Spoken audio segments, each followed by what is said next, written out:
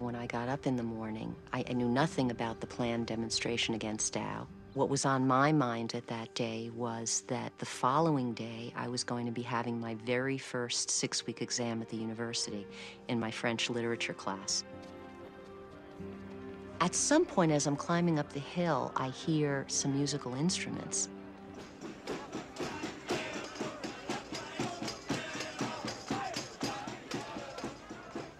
In front of the Commerce Building, there were a group of students, and they were chanting and they were walking around in a circle.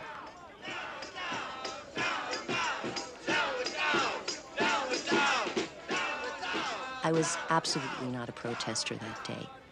I felt angry at people who were against the war and antagonistic toward people who were actively protesting the war. The decision was made to peacefully sit in and obstruct, block the interviews, stop them from happening, not allow Dow to recruit. So we marched into the hallway. There were hundreds of us.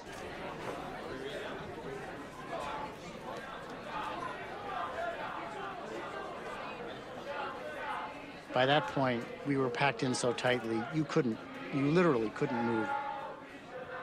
No one thought about getting hurt. We were there in the spirit of the civil rights movement, nonviolent protest.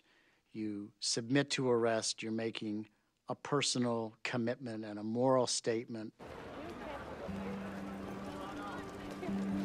There was always this sense that the campus was a protected haven of free speech, apart from the rest of the city. But Chancellor Sewell was under enormous pressure, and he had no idea how to defuse the situation. He called the chief of the Madison Police for help.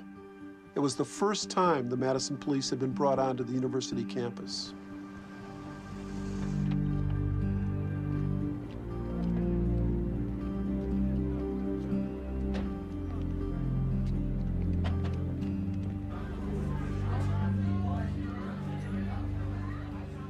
I was specifically assigned to be in the Commerce hallway to maintain communication with the students. All of a sudden, there was an electric tension in the hallway. And a fellow named Billy Simons came up to me, and I know Billy from the time he was a freshman. He said, "Dean Sipperly, there's police out by the Carolyn Tower." And I saw the Madison police officers out there. We didn't know what to expect. We just knew that there was only about 30 of us, and we were way outnumbered. I was in my office working on my research when a number of students barged through the door and said, Professor Zeitlin, you've got to come. The police are massing outside of the Commerce Building. It looks like they're going to go in there and they're going to start beating up students. So I dash across the street to the Commerce Building, standing there, wearing helmets and carrying billy clubs, really prepared for war, were the police from the city of Madison. I dashed to Bascom Hall to see my senior colleague, the new chancellor of the University of Wisconsin, a man for whom I had the deepest respect, a close friendship, William Sewell. I dashed in there, I said, "Bill, you don't know what's happening, the police." He says, "I do know what's happening, and I can't do anything to stop it." I said, "But who called the police?" And he said, "I called the police." And that was a profound shock.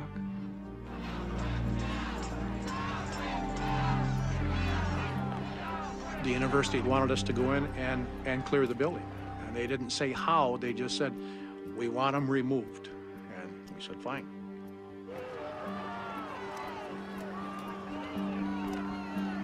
I see this man.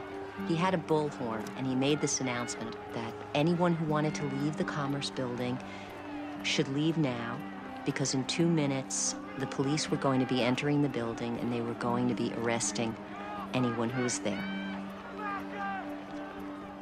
But the thing that happened was that I don't think even 10 or 20 seconds elapsed, when all of a sudden, the the police stormed the building. And I remember they had these billy clubs, and they were breaking the glass doors of the Commerce building.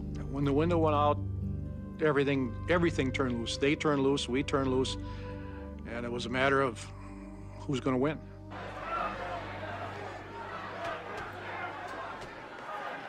A new sound emerged out of the commotion. It sounded like somebody breaking watermelons with a baseball bat. That was pretty frightening because we were trapped and this sound was approaching.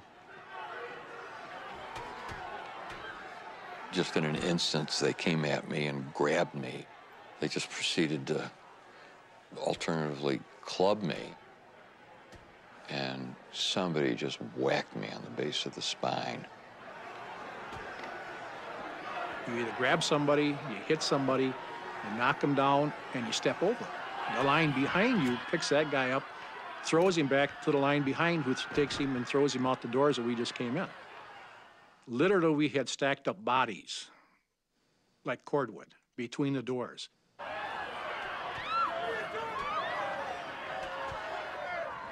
People were trying to get out. And as the people were trying to get out, they were beating people up with billy clubs, you know, as hard as they could. And you could hear the whack.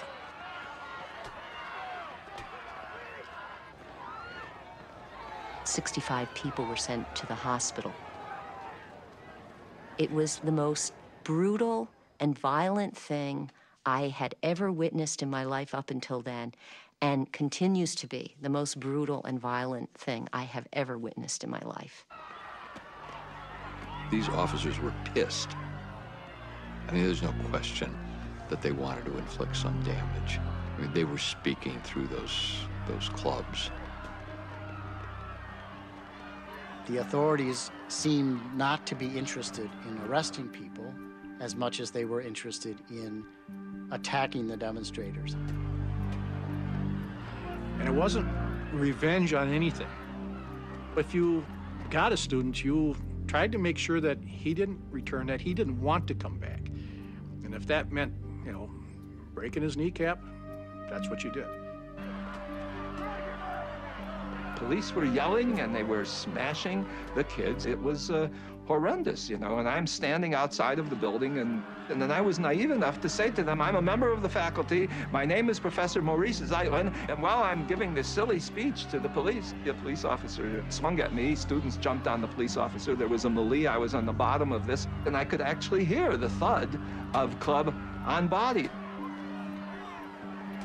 I saw a policeman raise his club, and I thought he was about to hit a student. And I couldn't help myself. I just grabbed him. He had a face mask on, and it wasn't until I was inches away from his face I realized he was a person that I'd gone to high school with. And I said, Jerry, what are you doing? And he said to me the same thing, Jack, what are you doing?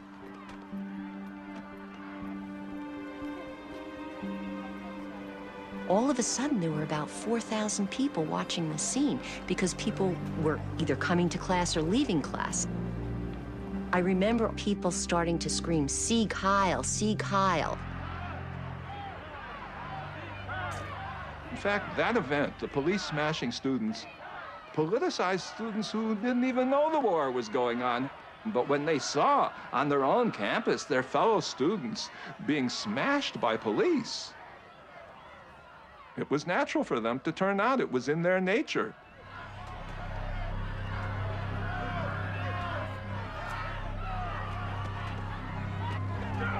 I mean, the crowd just seemed to swell. Bricks were coming, rocks were coming, spit, anything you could think of. I'd never seen the hate that I saw on these kids' faces, you know, towards us.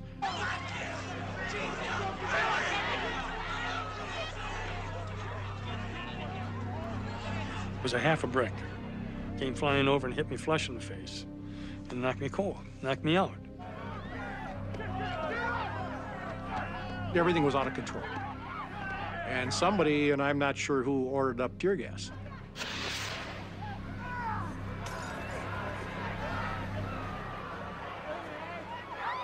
And all of a sudden, my eyes started stinging, and there was this odor, this funny smell. And it went into classrooms, and, there were professors stumbling out of buildings who had been tear gassed. My head was just spinning. I thought everything had changed. Everything was different now.